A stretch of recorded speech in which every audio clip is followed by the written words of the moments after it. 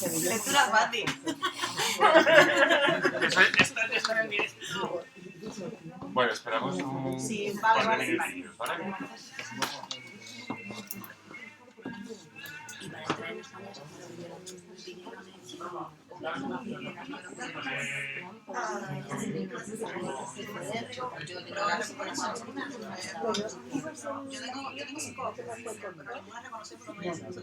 O sea, en la foto que se ve en México.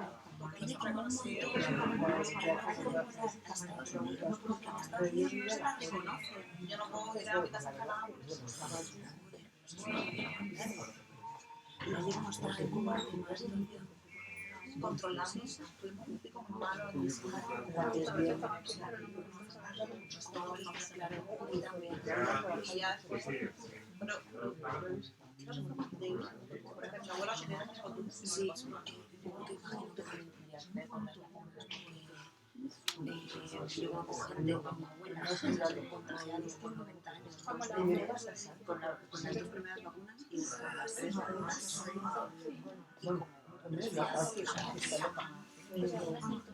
ya no veía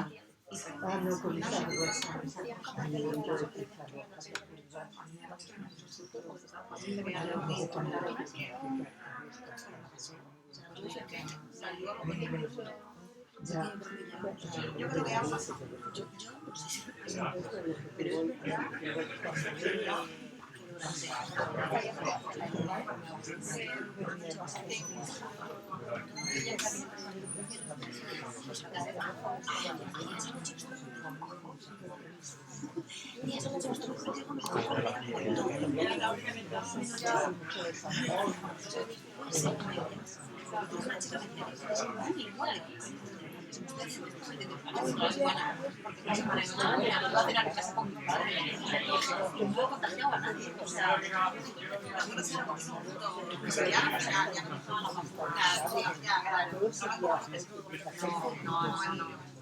Sí, lo que pasa es que ese ensayo Sí, por un casual.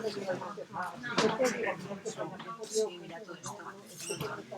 Ya sabes cómo Por un casual, como se ponga un poco puesto, toda el este.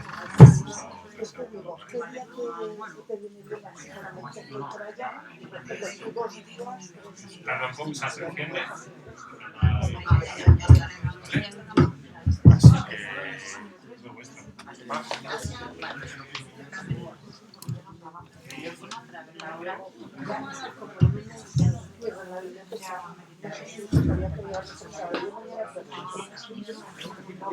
Agua, si no hay que la botella y las fotos a lo mejor. ¿Ya? O échate agua en el vaso.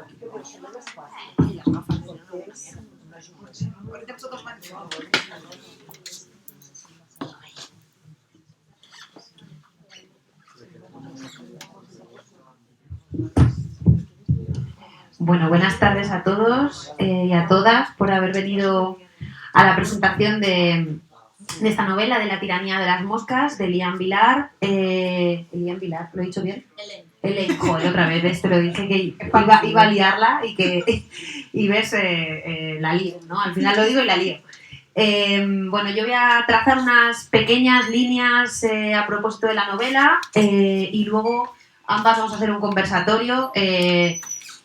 Creo que tenemos cuerda para rato, así que cuando se aburran hagan un poco de movimiento para que nos demos cuenta y sobre todo para darles paso a ustedes. Y bueno, bienvenidos a todos y muchas gracias por estar aquí. También muchas gracias a Rafa por la invitación y sobre todo porque gracias a él yo he conocido esta novela que no la conocía y he conocido y descubierto a esta autora que espero que salgan de aquí encantados con esta prosa abyecta.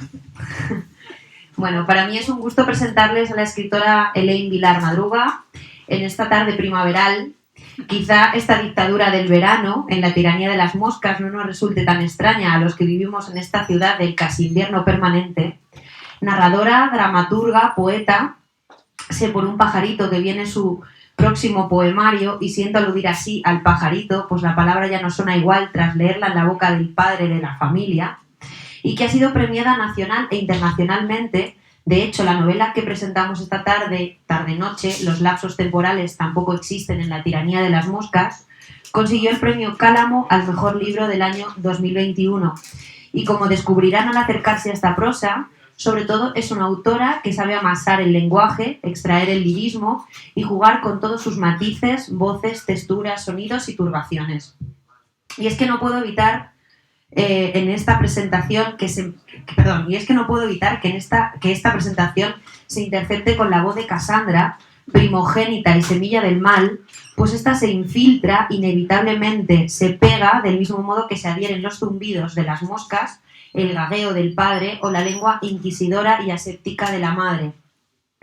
Y es de este modo como este lenguaje cobra vida, como cobran vida los dibujos hiperrealistas de Calia, la benjamina muda, para después caer petrificado, carne muerta de la que permanece un tac-tac sin descanso ante los oídos y ojos de un lector que, como Caleb, el hijo ángel de la muerte, colecciona estos cadáveres textuales para su propio deleite.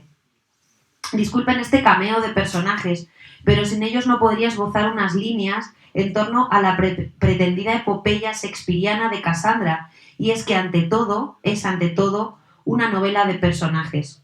Así, su relato, una voz que aletea y desde la que escuchamos todas las demás voces, incluso las mudas o imperceptibles de los insectos, nos va acercando a esta tiranía familiar, y aquí nadie se salva, donde nadie ama a nadie, más bien todos se odian, y donde la institución familiar, sus normas y violencias son comparables a otras tiranías como las del Estado, las de los estados, las dictaduras, la adultez, las tradiciones, las supersticiones e incluso el clima o los zoológicos. Contemplamos entonces la caída de una familia perseguida por el estigma de la mala sangre, como herencia de un pasado traumático, pero también por las atrocidades de un padre tartamudo, militar y torturador al servicio de la patria y de sus valores, cuyo único proyecto de vida reside en el reconocimiento que le otorgan sus medallas. En este desmoronamiento tiene una importancia vital la llegada a la adultez, signada por la radicalización de las conductas heterodoxas y cuya resistencia a estos cambios deviene en el encierro como metáfora de las castraciones. Y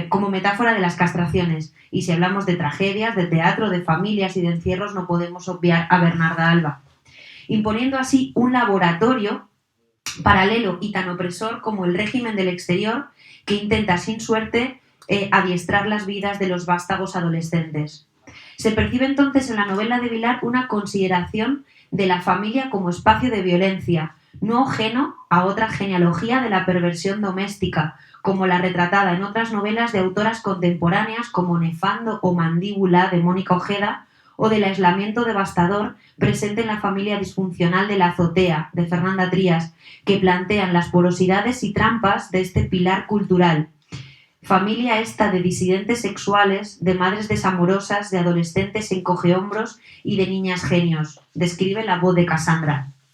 Así, la rebeldía de los hijos, que llega a sus últimas consecuencias con el final de la infancia y con el conocimiento de los padres y de sus monstruosidades, es planteada desde lo abyecto y la escatología, pero también desde la amenaza constante de la tragedia o de la muerte.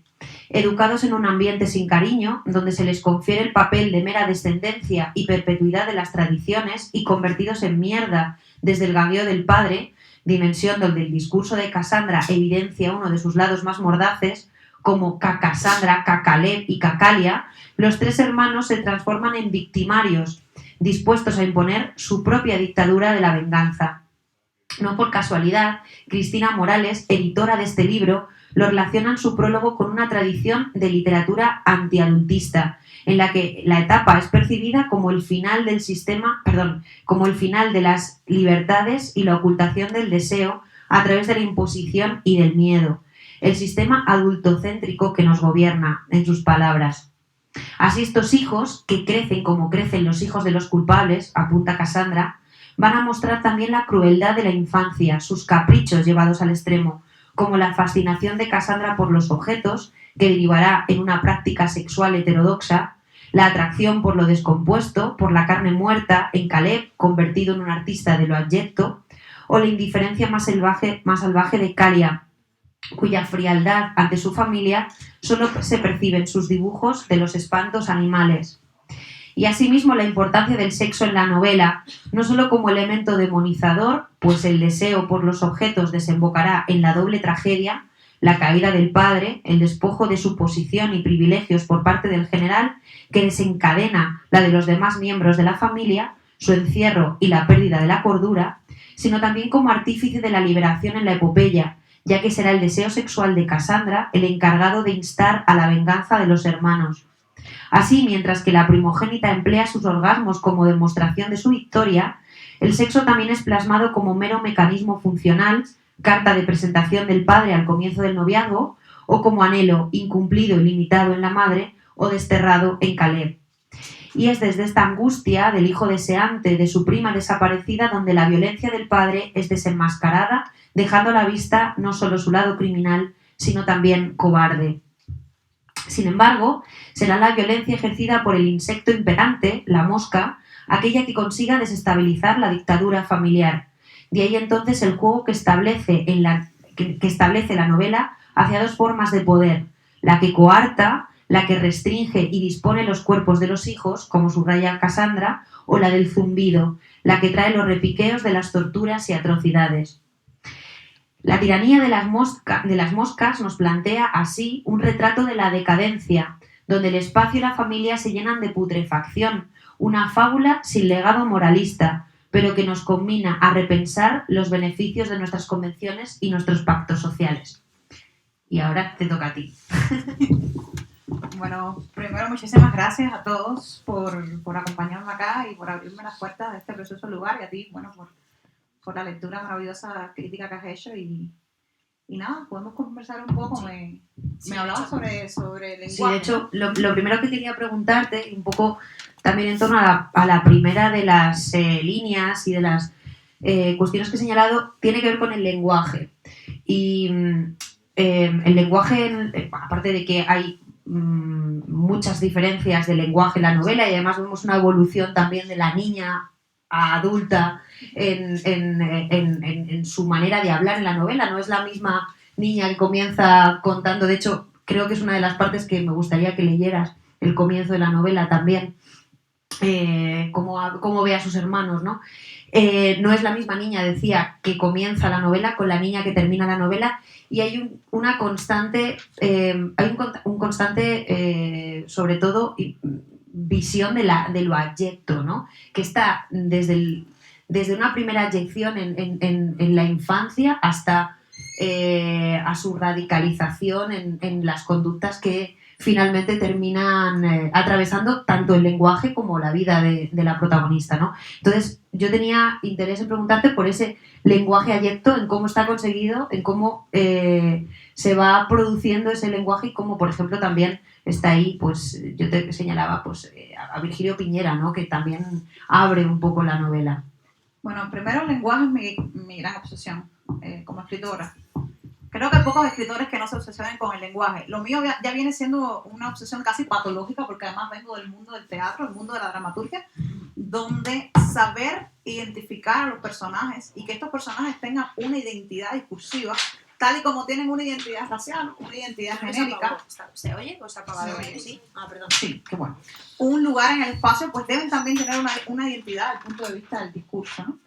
Y luego, en esas obsesiones en las que me encuentro yo con el lenguaje, que siempre digo que el lenguaje para mí es un cuerpo performativo, a mí no hay cosa que me funcione bien en la literatura si no me funciona bien antes en la escena. Tengo que atravesar un proceso donde me puedo imaginar los personajes como personajes que están haciendo una obra de teatro. De hecho, es muy curioso porque cada vez que hablo de leer un fragmento del libro, digo, voy a leer el monólogo de Casandra, voy a leer el fragmento del diálogo con... O sea, lo hablo en términos siempre de una teatralidad, porque para mí el lenguaje es una teatralidad. Y luego también es un batallar y una zozobra.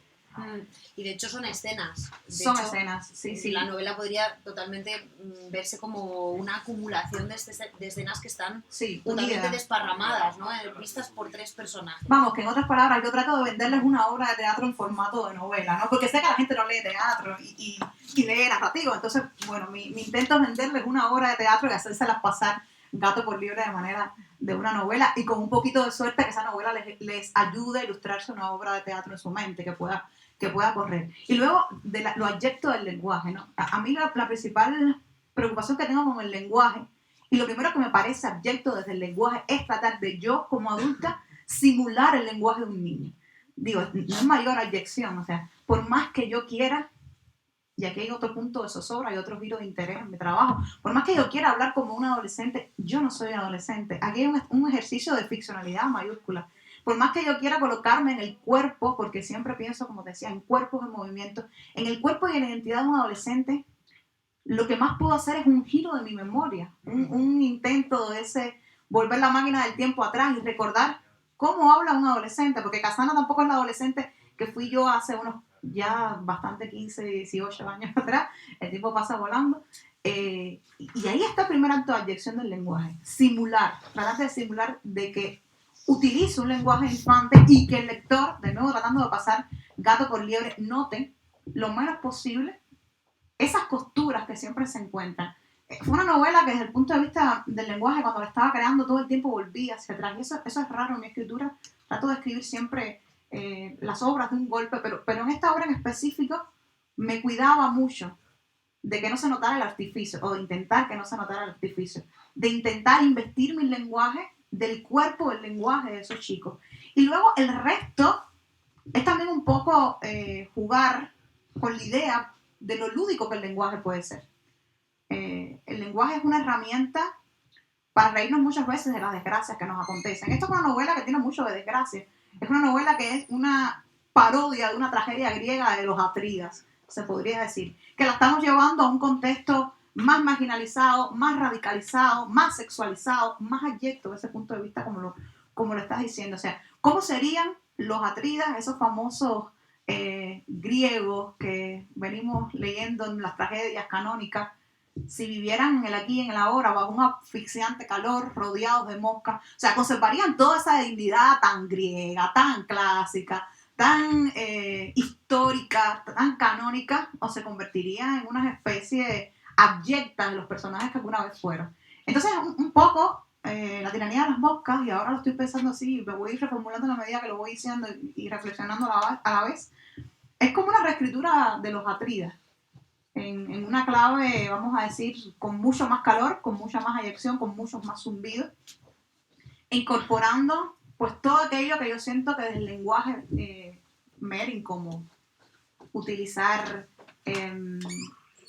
esta sexualidad militante de los personajes, o gran parte de los personajes, como un arma del lenguaje también. Utilizar la violencia también como una herramienta, como un arma del lenguaje. Y luego también las formas en que intentamos desviar o liberarnos de las opresiones que cuerpos, identidades, formas de ser y de estar en el mundo coloca sobre nuestros hombros. Y luego además, aparte de, bueno, esto que acabas de decir, de que lo concibes como algo performativo, la propia persona, o sea, el propio personaje de Casandra, la protagonista, también concibe su narración como algo performativo, porque ella se va travestiendo en las voces de los diferentes personajes, ¿no? Nosotros podemos, nunca habla el hermano, por supuesto nunca habla la hermana, Caria, porque directamente no habla, es un personaje mudo, solo dibuja, y habla Al final. Ni tampoco habla el padre en ningún momento, la madre, siempre, bueno, cuando hay diálogos, cierto, es verdad, cuando hay diálogos en la novela sí que hablan, pero siempre lo estamos viendo todo a través no de los ojos, sino a través de las maneras de hablar, de apropiarse de ese lenguaje, y también como algo siempre performativo, y además al mismo tiempo que se va apropiando, como bien has mencionado, de ese lenguaje, se va apropiando de sus propias violencias, porque el lenguaje se va, digamos, transformando o convirtiendo en un lenguaje violento dependiendo de quién está hablando. Es totalmente diferente el discurso, por ejemplo, de Caleb, ¿no? Sí. Con el discurso, por ejemplo, del padre, con ese tartamudeo que además es demasiado despótico hacia también los hijos, ¿no? Y también esa asepsis que yo veía, por ejemplo, en la madre, que menciona que no quiere a sus hijos, ¿no? Desde el principio de la novela, no estoy spoilando ni nada por el estilo, ¿no? Desde el principio de la novela nos dice que no quiere a sus hijos, que eso que tiene ahí, que ha sido su descendencia, que no lo ve como, ¿no? Y además hay una parte un discurso, una comparación muy interesante sobre la maternidad también ahí, ¿no? Entonces, creo que a partir de todas esas atrocidades, toda esa crítica del lenguaje, creo que podemos enlazar con las atrocidades de la institución familiar, ¿no? Y yo creo que me interesa un poco de que también hables de esa institución familiar, de la canonización que nosotros conocemos como institución familiar y cómo se va convirtiendo en un ente poroso. Yo he mencionado, por ejemplo, por traer ahí 3 novelas a colación, la novela de Nefando también con 3 personajes que intentan desestabilizar esa estructura familiar por otra serie de sucesos, y otra novela que trae un encierro, ¿no? Pero que es La azotea, de Fernanda Trías. Pero cómo esa institución familiar vista en esta novela a través del lenguaje se puede ir descanonizando o se puede ir destronando, ¿no? A ver, lo primero para entender la tiranía de las moscas es que hay que saber un poco de cómo se escribió la tiranía de las moscas. Yo la escribí en el encierro, el primer encierro de la pandemia, en Cuba. Y ahora voy a dar un poquito más de datos de lo que significa escribir en el medio de la pandemia. No tengo que darlo porque todos sabemos lo que fue la pandemia, lo vivimos universalmente, pero escribir en una pandemia en Cuba tuvo determinadas características. O sea, primera característica es que yo convivo con 3 generaciones. Somos 3 generaciones de adultos en mi casa. Ancianos, adultos jóvenes y luego mi madre que tiene unos 60 años. O sea, somos generaciones con puntos de vista completamente diferentes. En una pandemia donde no podíamos escapar uno de los otros, donde no teníamos el recurso para escapar uno de los otros. Y mientras más encierro teníamos, pues más cotidianos se iban haciendo algunas violencias, microviolencias dentro del propio hogar. Que no es necesariamente la violencia física, pero sí la violencia de tener que compartir el mismo espacio cerrado, el mismo aire enclaustrado, la misma temporalidad desde comienzo a fin del día. Y no solo eso, luego también eran las violencias del lenguaje de todas aquellas personas que rodeaban nuestra casa, porque las casas en Cuba todas están muy pegadas las unas a las otras. O sea, por lo tanto, los sonidos de la vida sexual, los sonidos de la vida íntima de mis vecinos se filtraban en mi casa. Eso significaba que yo escribía, o significó que yo escribí la novela rodeado de sonidos de entidades y de identidades que no eran la mía propia. O sea, yo siempre digo que la tiranía de las moscas es como aquella radio que tú tratas de totalmente estar sintonizando, ¿no? Van entrando sonidos, van entrando zumbidos. Esos zumbidos eran los zumbidos de aquella violencia cotidiana que me estaba rodeando. Y luego también, por supuesto, toda la violencia que estábamos viendo a nivel de mundo, ¿no? De lo que estaba sucediendo, las muertes, los desastres. No por gusto una novela sobre la claustrofobia, sobre un espacio cerrado. No por gusto la novela transcurre, esto tampoco es spoiler, en 2 meses en que esos niños o que esas familias conviven en un espacio del cual no tienen escapatoria porque han sido encerrados ahí por el patriarca, por el padre. Y luego mencionabas algo muy interesante hace unos segundos, que era sobre cómo los adultos ejercían la violencia sobre los hijos, ¿no? A través del lenguaje. Y yo pensaba, sí, a veces es por la omisión del lenguaje y a veces por el exceso. El padre en este caso con este tartajeo que repite constantemente, que asocia el prefijo mierda al nombre de los hijos todo el tiempo. Los hijos se convierten en criaturas ayetas porque ya el padre, desde nombrarlo, lo está convirtiendo en eso, en caca, literalmente. Y luego la madre es por omisión, la madre con los silencios, la madre con un lenguaje cercano al lenguaje de la psiquiatría, cercano al lenguaje de la psicología, cercano sobre todo al lenguaje de los libros de autoayuda, que, bueno, esta es mi opinión personal, pues que a veces no ayudan, casi siempre no ayudan, pero que te tratan de vender el programa de lo que está bien hecho. Y luego hablábamos de la violencia, o me hablabas tú de las violencias familiares, ¿no? Y creo que también tiene que ver un poco con el lugar del mundo que me ha tocado vivir como generación. No me gusta hablar del lugar del mundo que me ha tocado vivir como mujer, pero indiscutiblemente mi cuerpo de mujer, mi identidad de mujer, me condiciona un lugar en el mundo, que también es un lugar del mundo muchas veces violentado.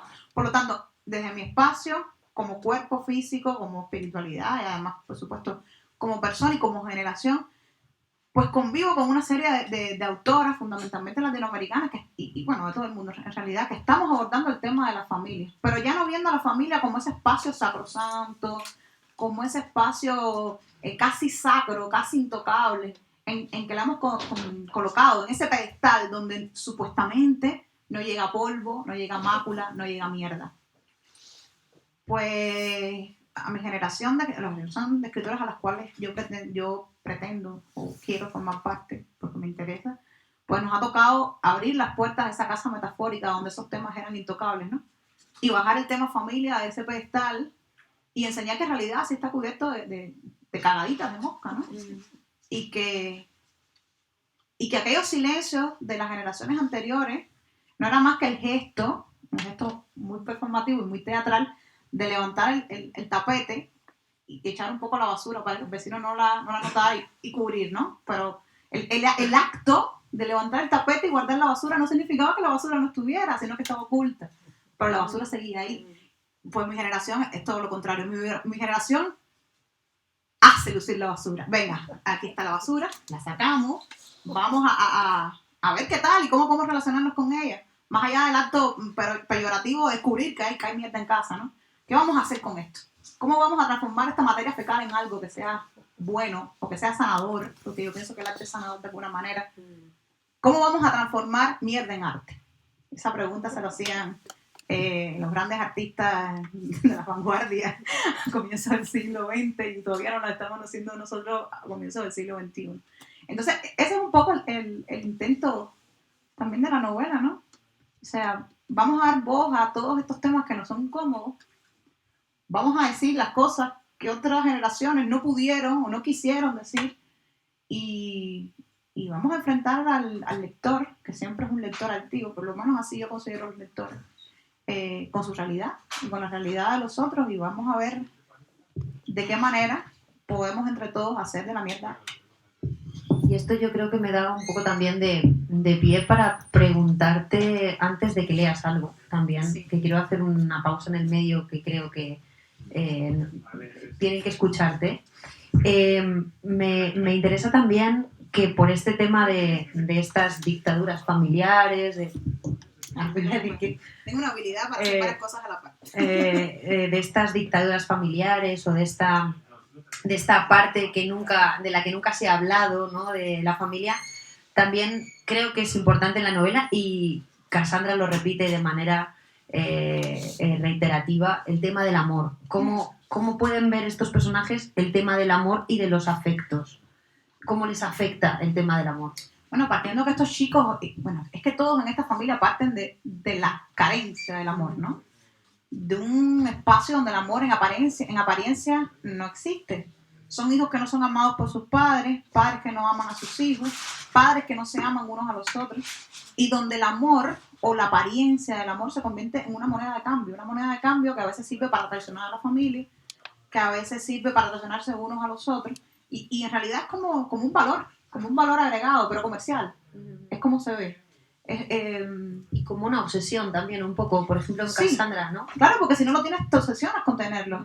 Cassandra todo el tiempo remarca en la novela una y otra vez: esta no es una novela de amor, aquí no estamos hablando de una novela de amor, yo escribo cualquier cosa. Pero reitera también al mismo tiempo, cada vez que le mencionan un objeto, lo amo. Es como una especie de letanía, ¿no? La silla, lo amo. La lente, lo amo.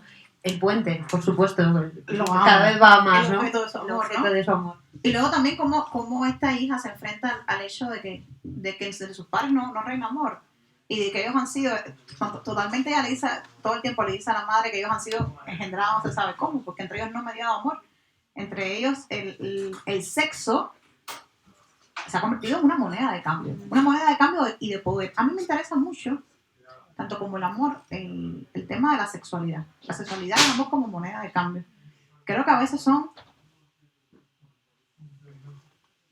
utilidades que empleamos, y esto suena muy, muy sarcástico decirlo así, muy irónico, utilidades que empleamos en la vida cotidiana, muchas veces para obtener cosas, y a veces sin darnos cuenta, inconscientemente. Es otro de esos temas que también habíamos colocado arriba donde estaba la familia y que hemos bajado. Y luego, por otro lado, yo creo que en la búsqueda de mi literatura, y eso es un poco avanzar en el futuro, ¿no? Pero siempre uno puede mirar por lo menos los 3 pasos siguientes de lo que vamos a crear. Ese tema de la carencia del amor y la búsqueda del amor me obsesiona también. Ver cuáles son las máscaras o cuáles son los rostros que son múltiples, de acuerdo a los personajes tan múltiples como son, que puede asumir esa propia carencia de amor, y cómo eso se transmuta luego en acto, en lenguaje, en cuerpo. Yo creo que podemos leer un poquito, ¿no? Sí. Y luego ya continuamos con las preguntas y también damos pie al público. No sé qué... ¿Tienes algo preparado para leer? O... Sí. Hay un fragmento que siempre disfruto mucho, ¿no? Que es el primer monólogo de la madre. Ya lo encontré. Esta es la primera vez que habla la madre en la novela.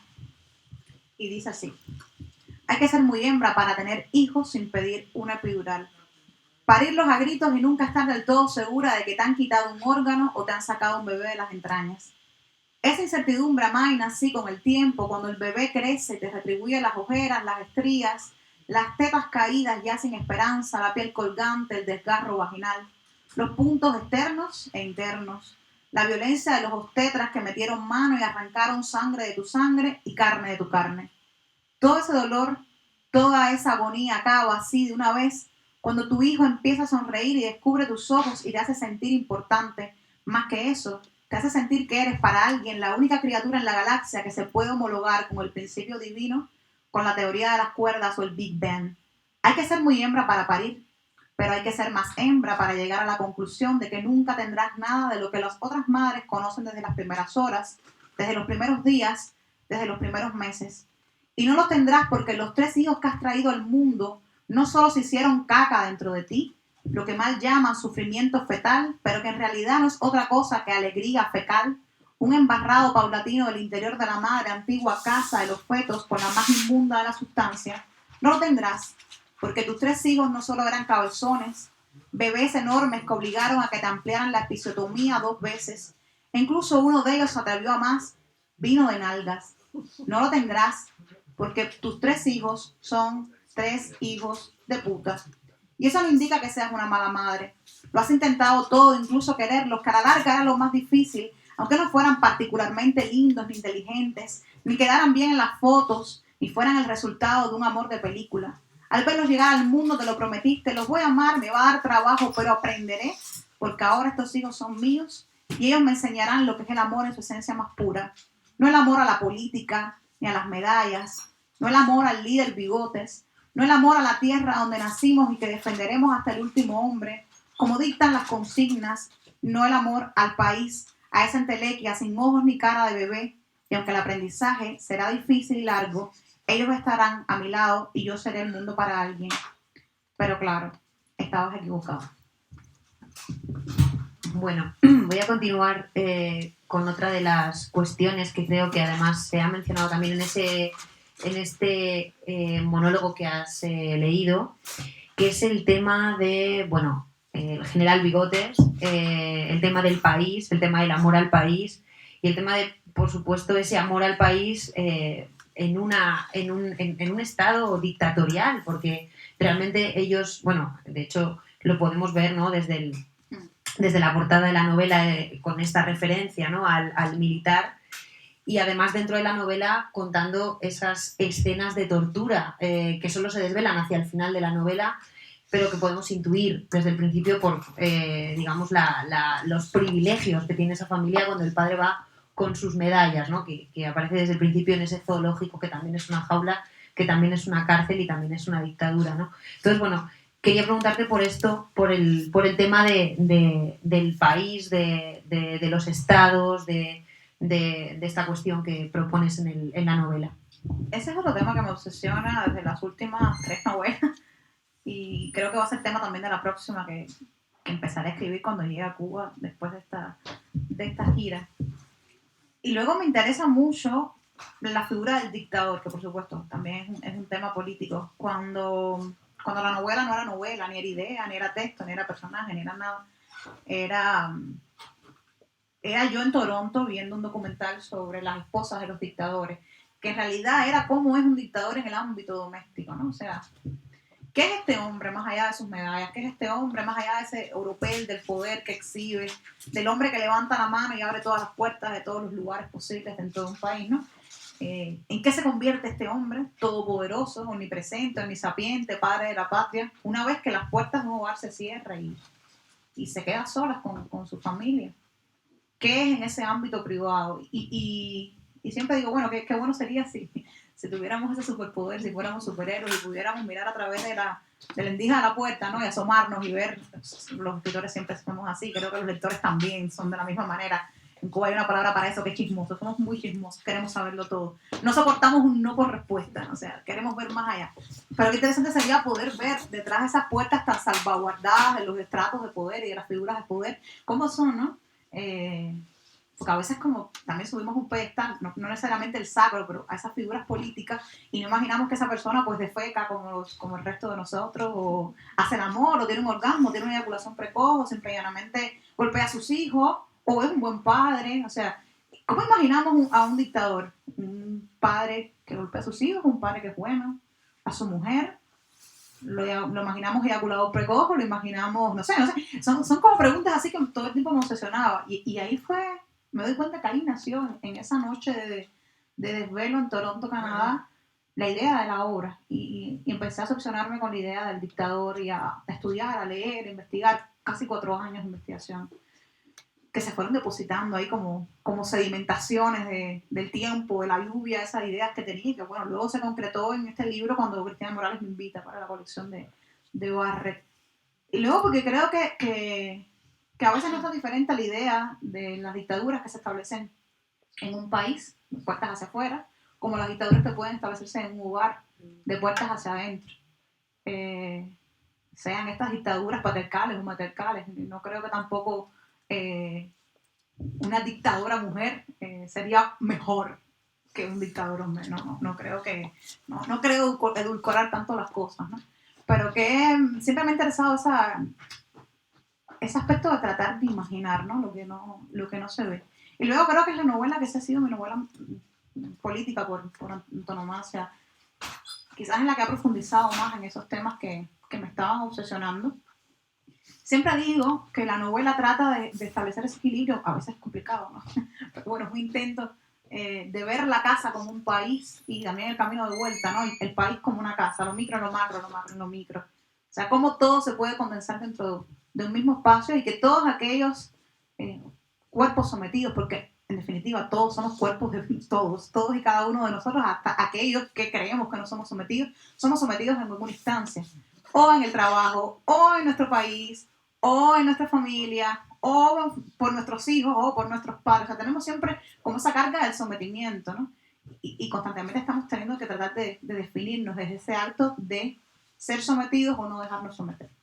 Entonces, un poco va esa dinámica de hacer esa metáfora de ese viaje, que es muy piñeriano, ya que mencionabas a Piñera en algún momento, de un lado hacia otro. Hay una obra de teatro de Virgilio Piñera que yo recomiendo muchísimo, probablemente la puedan encontrar libre por las redes, que se llama Aire Frío. De hecho, es la cita de la que empleo en el excerto del libro. Aire Frío es una obra de teatro que habla precisamente de una tiranía doméstica en un lugar donde no pasa absolutamente nada. Entonces creo que es una obra recomendable y que podría servir como un buen epílogo o prólogo, en dependencia de cómo la quieran leer, a la tiranía de las moscas.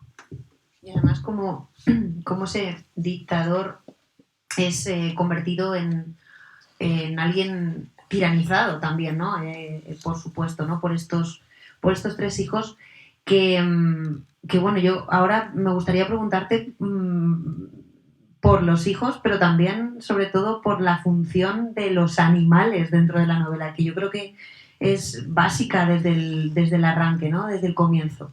¿Qué papel juegan los animales y qué papel juegan los animales con los hijos en esa combinación?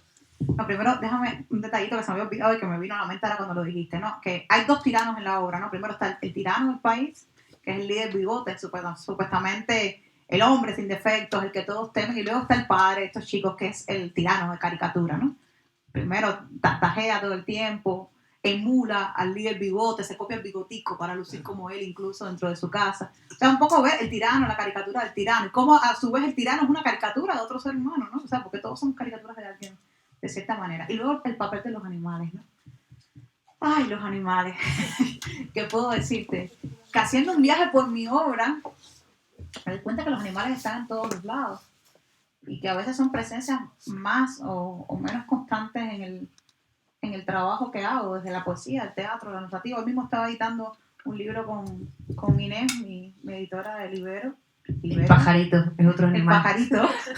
pajarito de la historia. Y también veía animales dentro de mi poesía. Y bueno, es que estoy obsesionada también con el tema de los animales y aparecen constantemente. En este caso, bueno, aparecen las En moscas. comparaciones totalmente. Sí, porque son... Están las moscas, por supuesto, pero también la parte en la que Cassandra sale huyendo Sí. es una gacela perseguida, y después aparecen los elefantes, y después las mariposas y los pajaritos para esos personajes que tienen que hablar, ¿no?, ante las torturas del padre, o los gorriones muertos, o los animales que van a morir en el personaje de Caleb, ¿no? Entonces, creo que los animales están como haciendo una especie de orquesta a lo largo de la novela, y también se está escuchando su voz de alguna manera, ¿no? Creo que lo que decía, ¿no?, esta voz de Cassandra está transmitiendo todas las voces que hay en la novela. Primero es que la banda sonora de la novela es el zumbido de las moscas, ¿no? Esas moscas realmente insoportables. En Cuba abundan mucho las moscas, están todo el día alrededor tuyo. Y yo digo que las moscas son seres realmente democráticos, ¿no? O sea, porque lo mismo entran a las casas de los tiranos, de los ricos, que de los pobres, ¿no? Están en todos lados. Entonces, es como, en esa falsa democratización de quiénes somos, pues son los principales demócratas, las moscas, ¿no? Y yo siempre he visto las moscas, que ya son el animal principal de la obra. Lo veo como un personaje más, ¿no? Lo veo como un personaje más. Yo decía, bueno, están los niños, el padre, el tirano, y luego están las moscas. Y me daba cuenta que al final, como te decía, es una escritura de los atridas adyectos, ¿no? Y estaba pensando en libros donde las moscas tienen mucha importancia, por ejemplo, en Jean-Paul Sartre, en su obra de Teatro de las Moscas, y luego Señor de las Moscas de Woodville, por supuesto. Y de qué manera se logran integrar estos animales, pues no solo el discurso, no solo la banda sonora del texto, sino que se terminan transformando en personajes. Y en mi obra no voy a espolear, o trataré, no voy a espolear, las moscas pues terminan teniendo un papel coral, un papel, el coro griego, el coro ático griego, en sus inicios, Sófocles, Eurípides, Esquilo, que incluían a ese conjunto de seres que constantemente acompañaban a los héroes, los castigaban, los reñían, los ayudaban, los hundían, los condenaban. O sea, un poco ese papel de coro griego, de nuevo, convertido en una figura abyecta, pero aún así democrática, con un intento de serlo, pues se vienen a convertir en estas moscas. Y luego sí, pues están todas estas intentos de animalizar a los seres humanos, porque el padre termina convertido en mono, de cierta manera. Y luego, en sentido contrario, humanizar a los animales. Esos animales que hay una escena dentro de la obra, o varias escenas dentro de la obra, que los animales están en profundo dolor, ¿no? En profunda apatía. En esos animales del zoológico que, no sé si aquí en España tendrán zoológico, en Cuba tenemos zoológico, y son uno de los lugares más abyectos que existen en la naturaleza, donde vas a ver el sufrimiento de los animales, a ver cómo los animales se hunden en la inmundicia, ¿no? Y eso se lo enseñamos a los niños como algo bonito. Mira el mono, nos reímos del monito. Y mira este animalito y los pececitos de los acuarios. Entonces, ese acto también de violencia que lo naturalizamos con los niños, de enseñar la falta de libertad como un espacio divertido y lúdico, pues es un poco ese viaje que estoy haciendo. Esos animales que Caleb atrae, porque Caleb, chico del medio de la familia, es un ángel de la muerte. O sea, los animales que están desahuciados, que quieren morir, se acercan a él, y una vez que rozan un fragmento de la piel del chico, pues caen muertos. O sea, los animales lo identifican a él como un dios de la muerte, dicho en otras palabras, y buscan el alivio de la muerte en este personaje, y que luego le sirven también de utilidad a Caleb para sus propósitos. Entonces es un poco ese viaje, cómo convertimos en animales, o cómo somos animales, que claro lo somos por supuesto, aunque lo intelectualicemos, los seres humanos, y cómo muchas veces los animales dentro de las obras son más humanos que las propias criaturas que deberían ser. Bueno, no sé si el público quiere preguntar algo, intervenir, alguna cuestión, o no sé qué hora es tampoco. Ninguna pregunta, nada, ¿no? Sí, venga. Si te apetece contar qué tal ha sido trabajar con Moraes. Wow. Me apetece muchísimo. Primero, que Cristina y yo nos conocíamos antes de que la novela fuera novela, idea, etc. Nos conocimos porque ella fue a La Habana, quizás unos meses antes de que se presentara este proyecto, y yo tuve el placer de ser su compañía en La Habana. Y bueno, realmente era un trabajo, ¿no? comenzó siendo un trabajo, pero nos convertimos en amigas. Hicimos una empatía más allá del hecho de que yo admirara la obra de Cristina Moral. Y más allá de que intercambiábamos, como hacemos todos los escritores cuando nos encontramos, nos regalamos libros, nos llevamos las lecturas. Cristina se fue con un par de libros míos de allá de Cuba, yo me quedé con varios libros de allá en la isla, y bueno, parecía que iba a ser una amistad que iba a estar quizás alejada o truncada en cuestiones de espacialidad, porque de Cuba a España es una distancia bastante, no solo física, sino también simbólica, ¿no? Y de repente pues me llega esta invitación de Cristina unos pocos meses después a publicar con Barrett y a escribir esta novela. La novela no estaba escrita. En la colección que publica la novela se llama Editora por un libro. Es la colección que publicó Panza de Burro de Andrea Abreu el año anterior. Y cuando Cristina pues me dice, bueno, mira, hay que escribir una novela, ¿te apetece? Digo, divino, vamos, ¿no? Claro, yo en ese momento no sabía que Barra había publicado Andrea Abreu, que Panza de Burro estaba haciendo el exitazo, que estaba malero no haberlo sabido en ese momento, porque hubiera sido una presión extremadamente grande, o sea, saber que era la novela que venía después de Panza de Burro, y trabajar con Cristina fue realmente fabuloso. O sea, lo primero que Cristina huye, y lo digo porque lo hemos hablado hace unos pocos días en Bilbao, en el Festival de las Letras, ella huye de la etiqueta de ser la editora del libro, es decir, yo soy la madrina del libro, ¿no? Entonces, por pudor diré que ella es la madrina del libro, ¿no? Con Cristina me dijo, mira, a mí no me hace falta que me envíes nada a la novela, cuando tengas el libro terminado lo envías, y empezamos a trabajar, y fue en efecto así. Ella dice, hiciste tal y como te pedí. Le envié ya el libro tal y como estaba, ya lo leyó, y ahí empezamos a hacer un trabajo de edición, que ha sido uno de los trabajos de edición más bonitos de mi vida. Porque en realidad Cristina es una persona que va mucho a la médula de los asuntos, ¿no? Mucho a la profundidad. Y me ayudó muchísimo, sobre todo con el final. El final era como quizás 20 páginas más extensa de lo que está ahora. Final que guardo, como digo yo, para hacer un cut version del director de la película, ¿no? Pero era 20 páginas más farragoso, y por supuesto la versión que salió mucho mejor que la que yo tenía originalmente. Y luego, ahora haciendo el viaje de la memoria, Cristina me dio un consejo editorial fabuloso antes de comenzar a escribir. Y fue el consejo editorial que lo cambió todo. Ella me dijo, mira, yo le pregunté, mira, tengo 2 novelas en mente. Una era La tiranía de las moscas, otra era un libro más abocado hacia una tradición más fantástica, ¿no?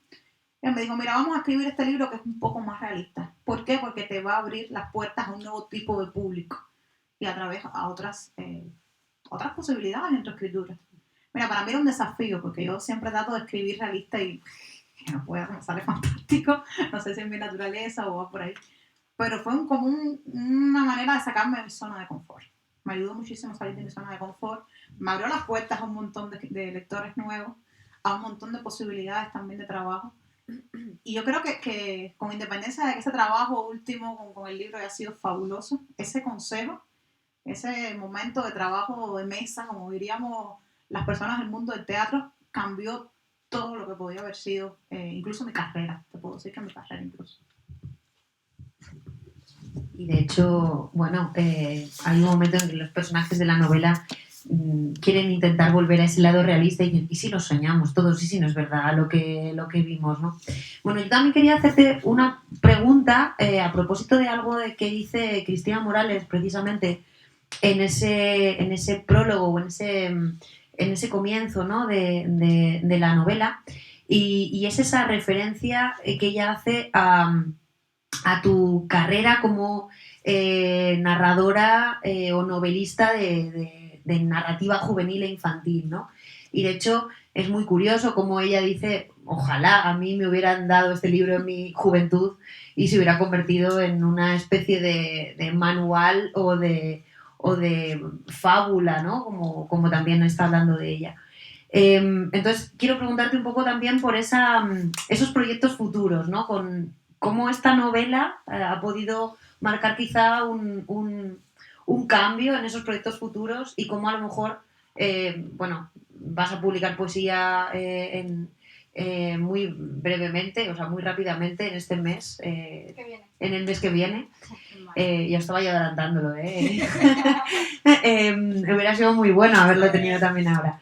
Entonces, bueno, ¿cómo ha cambiado esta novela en estos proyectos futuros, y si vas a volver o cómo vas a ver ahora la novela o la narrativa juvenil después de La tiranía de las moscas, ¿no? lo primero es que no estoy escribiendo juvenil ahora mismo. He vuelto a... Bueno, yo creo que todo en la literatura es círculos, ¿no? Círculos que se abren y que se cierran. Cuando digo que no he escrito más juvenil ahora, no significa que no lo voy a hacer en algún momento de mi vida. Solo que ahora, por proyectos, trabajos, etcétera, estoy más abocada, por ejemplo, en la novela para adultos. Y bueno, la poesía, por supuesto. La poesía siempre editora, usted no se preocupe. Muy importante eso. A ver, lo que sucede es que yo no creo que el libro sí marca un antes y un después en mi carrera, ¿no? O sea, y también en mi escritura. Yo le decía a Cristina cuando nos reunimos hace poco, le dije, bueno, es que yo me siento, soy una autora que tiene 30 y tantos libros publicados, pero yo siento que este fuera mi primer libro, ¿no? Y decir eso después de tanto tiempo dedicado a la literatura, yo creo que eso es fabuloso, ¿no? O sea, es volver a nacer de nuevo. Yo me siento como me sentía cuando tenía 16 años y me publicaron mi primer libro en Cuba, que decía, wow, esto es lo más fabuloso del mundo. Me siento así, ¿no? Esa ilusión la he recuperado, ¿no? Como la performance, ¿no? Antes mencionábamos a Marina Abramovic, pues las diferentes vidas, ¿no? Lo estoy viviendo como una vida nueva, como un comienzo nuevo. Y siempre digo, bueno, esa alegría, ese holgorio que provoca el libro, sí, por supuesto que está mediatizado porque es un libro que ha tenido muchísimo éxito en mi país, en España, en Argentina, que se va a publicar a varios idiomas, en fin, que se está moviendo mucho. Pero también está provocado por el hecho de que más allá del éxito, ha sido un cambio en mi dinámica de escritura. Por ejemplo, yo estaba muy, muy centrada en la escritura fantástica, cuestión que jamás dejaré en mi vida porque no puedo hacerlo, forma parte de mí. Pero ahora sí busco otras raíces y busco otros temas y busco otras maneras de abrirme puertas. Y lo otro que también es muy importante... Bueno, y también está un poco lo fantástico, ¿no? Sí, claro, está presente. Es que yo he tratado de ser fantástico, de ser realista y verdad que por ahí aparecía la vuelta fantástica de una manera u otra. Siempre se camufla o se transforma, pero aparece de una forma más u quizá otra. a lo mejor yo lo veo más como un poco más de realismo mágico, más que realismo vena mágico, fantástica sin duda. en esta novela, con ese personaje que pinta y que salen esas mariposas o no, ¿no? Más allá de, más que lo fantástico, ese realismo mágico que me parece también además tan caribe, ¿no? Sí. Perdona. No, sí, lo pido yo. Sí, claro, lo que pasa es que yo siempre todo lo que se escape de la norma de lo real lo considero dentro del fantástico y después son como subcategorías adentro. Y luego, bueno, lo que ha traído, que es fabuloso para la vida de un escritor, es el hecho de que se han abierto muchas puertas de trabajo, de colaboración. Yo que he publicado en España ya, sin duda, este libro marca un antes y un después, editores que me han contactado, personas que han estado interesadas en mi obra, becas que se me han concedido, miradas que han llegado a mi obra, y todo eso, y bueno, premios, por supuesto, Gabriel Cálamo, el mejor libro del año se obtuvo, vine a recogerlo ahora en Zaragoza, y sobre todo que lo que es para mí más importante, que son los lectores, ¿no? Los lectores, los libreros, toda la gente que de boca en boca se va comunicando el libro, que los recomiendan en las redes sociales, los bookstagramers, las personas que hacen reseñas, críticas, que muestran el libro, que es una forma de mantener, es la forma de mantener el libro vivo. Yo creo que es la única manera de mantener un libro vivo. Los lectores son los que mantienen el libro vivo. Decir esto me gustó o esto no me gustó, que también está muy bien. Esto no me ha gustado nada, esto me parece, pero bueno, me lo he leído.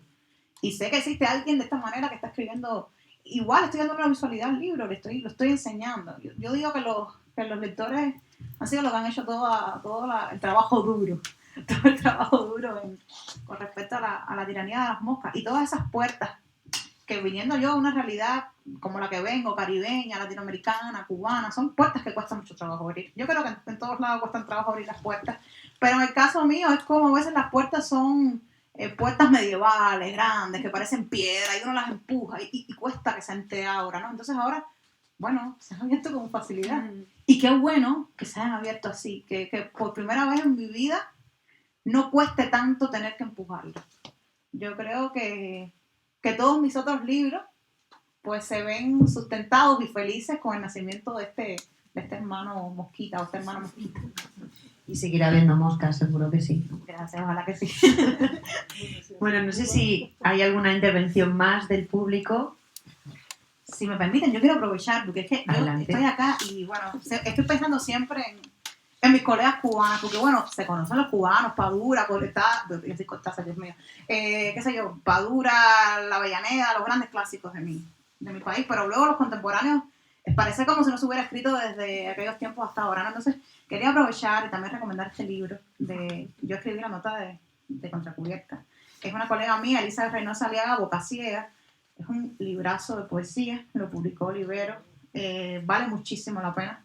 Va a estar aquí, está aquí en la librería. Y también es una forma de que se puedan asomar a las puertas de Cuba, pero a través de la poesía. Son dos canales diferentes a asomarse, pero que sin duda son muy contrastantes.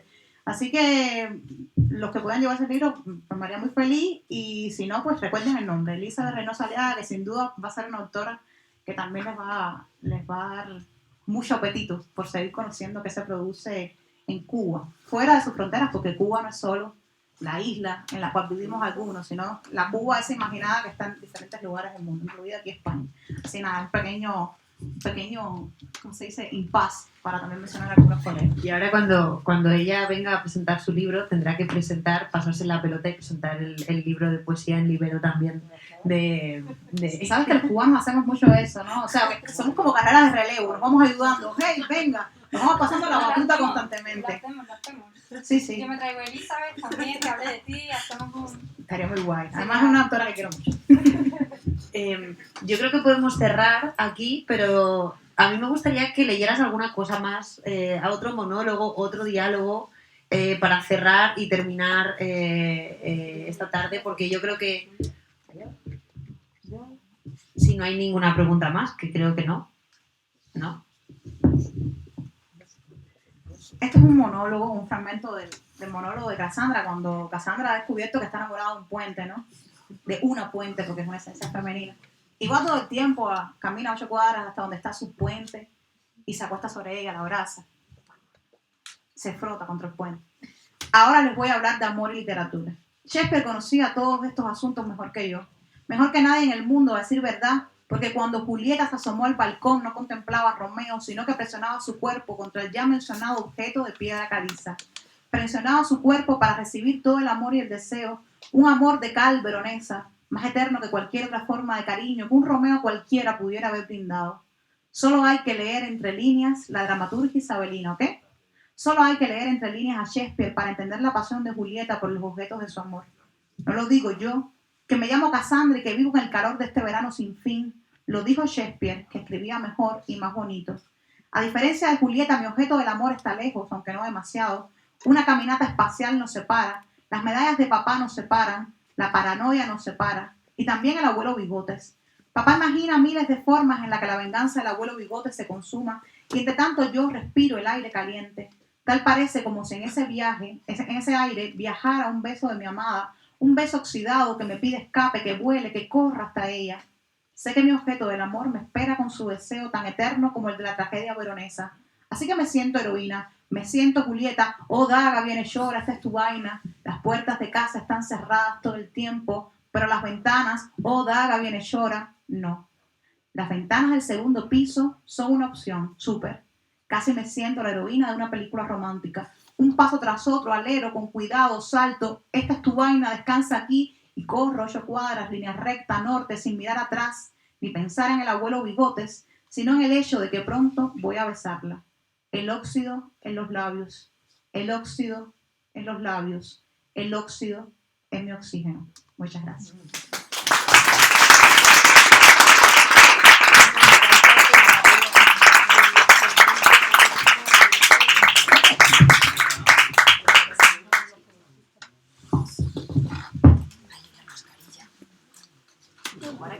Sí, claro.